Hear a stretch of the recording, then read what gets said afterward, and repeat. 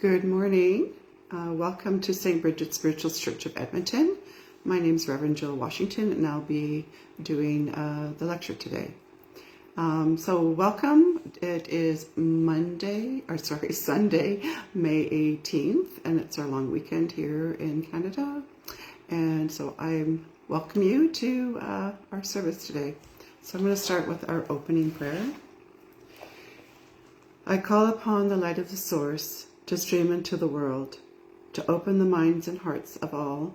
Let the light descend. Allow the plan of light and love to unfold, and I will do thy will for the highest good of all.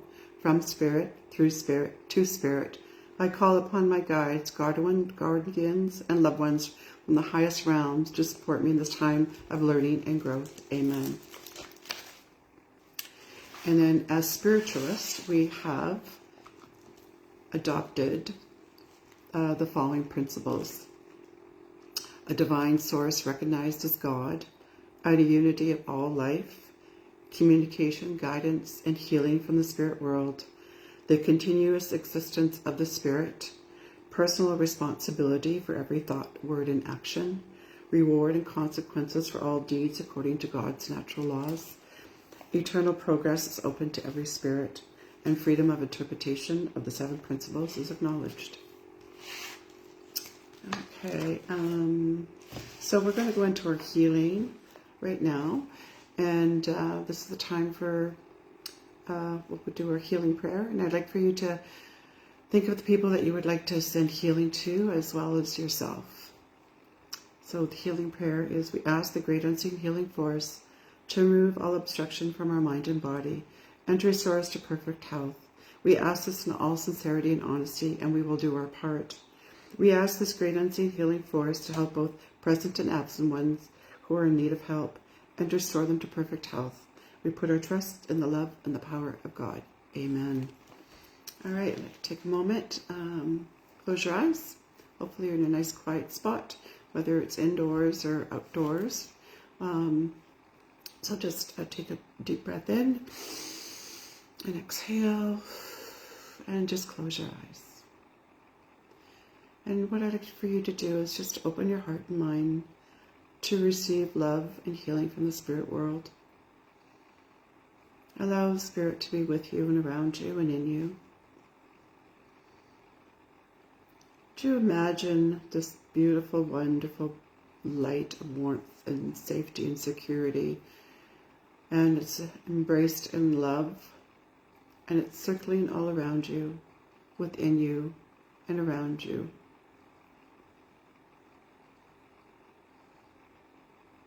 And just feel this love growing within you, and knowing that you are special and you are unique.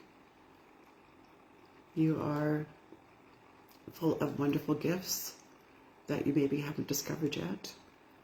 But allow yourself to feel free in the freedom of thinking and believing in the power of spirit and the power of your soul and the connection of the soul to the spirit, and knowing that it's very empowering and very full of life and love for you.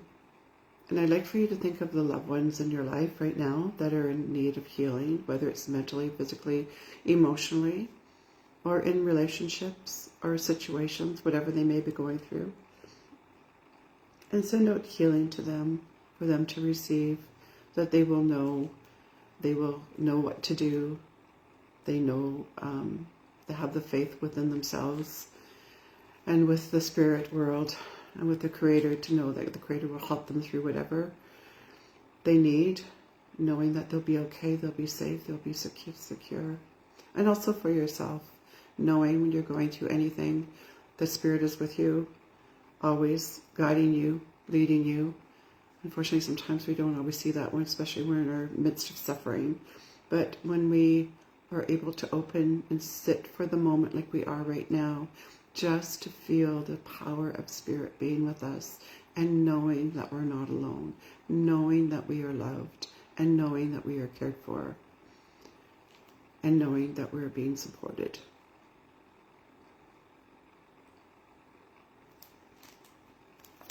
Just sit for a moment in that power of love, security, safety, healing. Healing our whatever part of our body that needs it, whatever part of our mind that needs it, whatever situation we're in that needs it. Now let's think as globally in the world. Think of the peace, sending peace to every single individual in this world, that they may feel connection to Spirit, to the Creator, and to each other, creating of peace and love, understanding, forgiveness, all of those things. And as I do that, thank the Spirit, the Creator, for being with us always. And you can always go and do this whenever you feel the need to. Just sit quietly, open your mind and your heart to receive, and Spirit will be there. The Creator will be there anytime. It's always there. Spirit's always with you. You just have to be open to the experience. Okay, thank you for just that sharing part. So today is a long weekend, and typically we end up planting. We start planting, well, hopefully the weather is cooperative, but we think of planting our garden, planting our flowers, going to the greenhouse, collecting, and we're looking at what we'd like to create, what we have in our garden, what kind of flowers we want to have in our garden. And then we think about where we're going to place them, what's it going to look like. We want to look at colors and what colors are going to go together. So all of these things is planning, and to create this beauty that we can get when as the flowers grow and through the summer months, and then also with their gardens of vegetables that near the end of the summer that they've grown, and we can eat the hearty from the ground and from the earth because we planted those seeds. So I also want to talk about, this is also a good time to think about our own spiritual growth, and why is that important for us to do that. So during this time of growth, to think about your own spiritual growth. And spiritual growth is defined as the process of developing self-identity, nurturing meaningful relationships with others and or with a higher power, communicating with nature, and recognizing transcendency and unity. So the information I'm going to share with you is from Transformational Nutrition, and it's about connecting and growth through our spirituality. So growing spiritually comes from putting a conscious effort into learning who you really are, and trusting, even though through times that you are being guided, through the tough times you are being guided, and it can be achieved and supported through a dedication of self-care practices. So the different types of spiritual growth. Their spiritual growth is not a one-way street. There are all sorts of twists and turns and changes in direction that a person's spiritual journey can take them on. And if you think right now about your own journey right now and where you are in your life and where you've been, what you've been through, people that have come and gone in your life, whether they're through end of relationships or whether it's crossing over to the other side, and the difference and how that's changed you, or whether it's heightened, or whether growth, or whether it feels like it's been stagnant. But spiritual growth can be characterized in two different forms, a vertical and a horizontal, and they don't always go hand in hand. A person can develop vertical but not horizontal, or vice versa. You can also develop in both forms at the same time or at different times. So the vertical growth, I want to make sure this is on. So vertical growth, or upward growth of spirituality, is having a closer relationship with the higher being and purpose. So this is your relationship to the Creator. So this type of spiritual growth is aligned with traditional ideas of spirituality. So a person who is spiritual growing on a vertical scale develops a relationship with an intangible power, being, or energy outside of themselves. So if you're not believing in the Creator, but you have something that has meaning for you, and birds, nature, trees, even just having seeing a garden grow.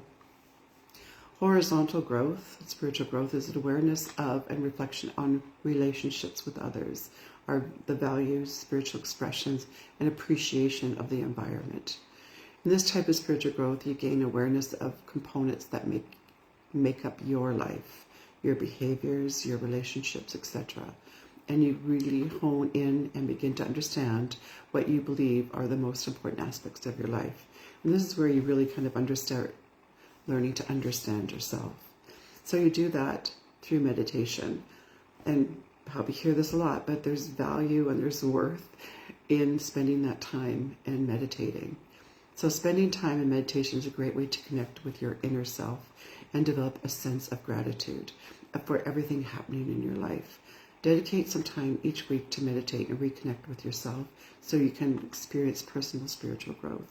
And that is just being grateful for the beautiful sun that shines, the greenery, the blossoms of the flowers of the trees right now. Everything's just so lush and gorgeous, and being grateful for those things. The other thing is dance. Whether you dance all night or only for 2 minutes, dance between projects at work. This expression is a way of connecting to yourself, and your emotions will help you clear your mind and reconnect to what is truly important so you can understand, so you can continue to grow. And in that is about, have you ever like when you dance, how do you feel? Like you feel this freedom, this connection to your body. The body gets to move and then to flow. And it's that whole connection to our body, mind, and spirit. Because we're not separate. It's not separate. It's all together. And in the flow of dancing, it creates an emotion, an energy, and it helps us to connect with that as well. Also getting involved with the community. So connecting with others, establishing relationships, and becoming a part of something greater than yourself is a key component of spiritual growth and development. And this is where we can give of ourselves, of being of service, whatever way that is for you. It could be volunteering, it could be donating, it could be supporting a neighbor, it could be doing cleanup in your neighborhood, it could be helping an elderly person plant their garden, anything like that, anything of helping others in the community is also a spiritual development for yourself as well as others. And if you think of that, when people do things for you, how does that feel? Like, it's a nice feeling. It's a feeling of caring, that people care, and that idea that people do really care is so uplifting and such a beautiful connection to each other when we know that people want to do things for us. And then we want to do stuff for others. So it's a beautiful exchange of energy as well. Another one is journaling or praying.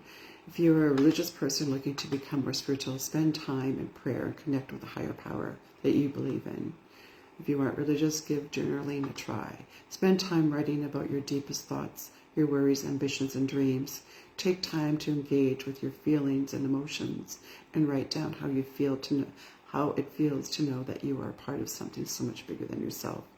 A lot of times this is us usually just doing and not being in our life. And I probably heard me talk about that before, is that we end up just doing, we're just like a robot, doing things. Because we do have things that we have to do just to meet our basic needs, go grocery shopping, clean our home, do the laundry, go to work, make money. Like all of those are things that we have to do. But when we do it in a robot kind of form, like just a doing, that we don't get to see what's really around us. We just get stuck in our head, and then we miss up a lot of the different wonderful, beautiful things that are around us, like the smell of clean clothes, or the joy of maybe in your job, even though it may be minimal.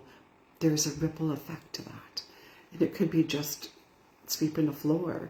All of those little things. You create it has a ripple effect for someone else, because now the floor is clean. They don't have to have a dirty floor, and you were part of that. And I think that's too, that we don't take for granted what you do, that it has a lot more meaning. And if it's not something you want to do, it's not filling your soul, meditate and find out where your soul wants to be, and create that for yourself. And you do that in your journaling. So spend time in nature. Spending time in nature is a great way to connect with the environment and to notice the earth is full of life and energy. Connect with this energy and allow yourself to get lost in it. Connecting with the environment and showing appreciation for how it sustains life is a great way to grow spiritually. Again, this could be watching your garden grow. It could just be seeing the beauty of the budding of the trees right now. The green is just so, like some of it's like lime green and it's so beautiful. And then the grass is so dark and rich in its color of green. And just everything just feels so lively. So there's beauty in that. So taking time to really see the beauty in the budding of the flowers on the trees and smells, and just being really present and really embracing that, because it is a gift. Those are the gift from the Creator that He's given us, and seeing that in appreciation. So a lot of this stuff is about, how do we, the other part of this is learning to self-care, learning how to create a self-care routine. So how do we do that self-care, self-practice? Because we ourselves, our soul, we are connected to the Creator, and we also need to listen to ourselves. But a lot of times we get caught in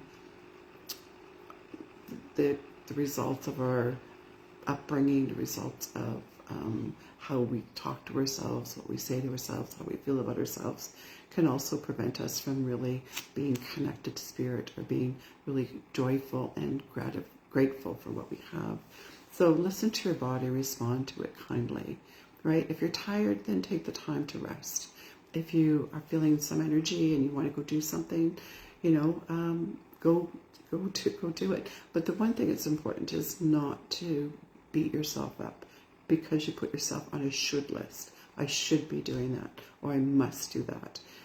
Understand that the shoulds are also a judgment call. So what you want to do is start looking at yourself with love and appreciation and gratitude for what you can do. And be gentle with yourself. If your body's saying don't do it, or you're just too tired, don't push yourself, and trust that in your self-care that you will be able to start building that energy when you take care of yourself. So learning to trust your gut and your body's intelligence, building your self-esteem, and doing that is not putting yourself down. It's like looking at what you can do. And it's like, well, this didn't work out. What did I learn from it? What can I do differently? Or is this something really that important to me? Am I pushing myself because it's not really aligning for my values? These are really important things to think about and talk about and journal about. Creating healthy relationships with yourself and with others. Again, that's being kind to yourself and being kind to others. Establishing boundaries within your relationships, because one of the things that can happen is that we can be a yes person all the time when we don't want to say yes.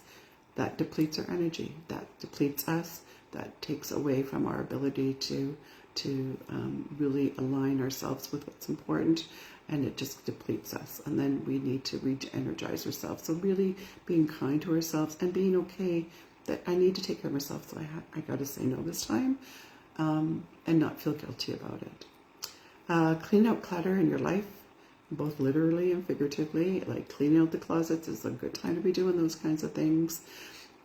Really reevaluating sort of where you are. What are you living and behaving in a way that aligns with your values? Are you doing those things that are important to you?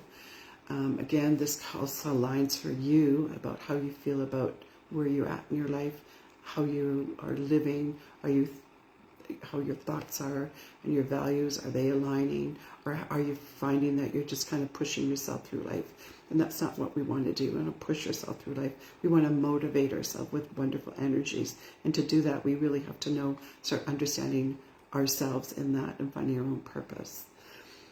So, and then take control of things that we need to take control of and not avoid things. Because avoidance is also a way of not dealing with things. Oh, I'll deal with it later. Or maybe there's something you need to take care of. And it's uncomfortable to take care of. So you've been avoiding it. What you want to do is maybe, again, journaling. You can journal those thoughts out. Journal about how can you deal with this. or taking that control. It's like, well, maybe I will, not pay me, but I will pay that bill. Like, there's different things you need to be able to be more,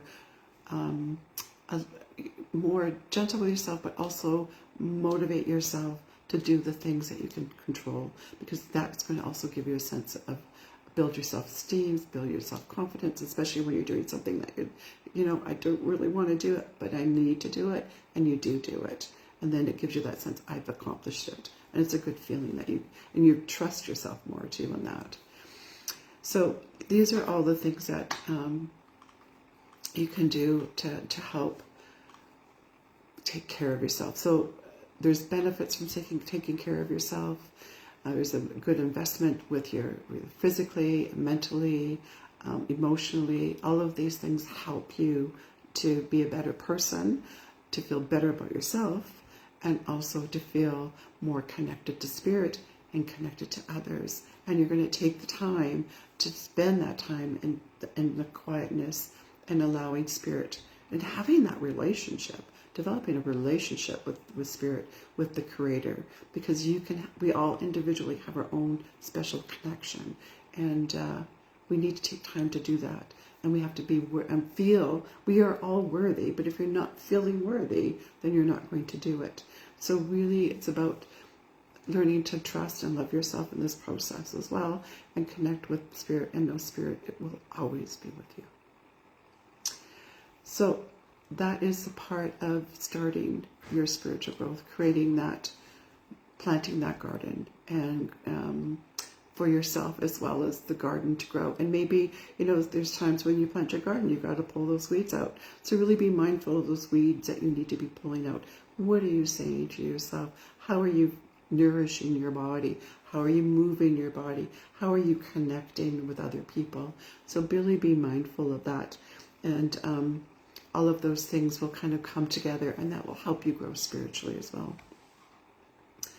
Okay, so this is our long weekend service, so it's a short one.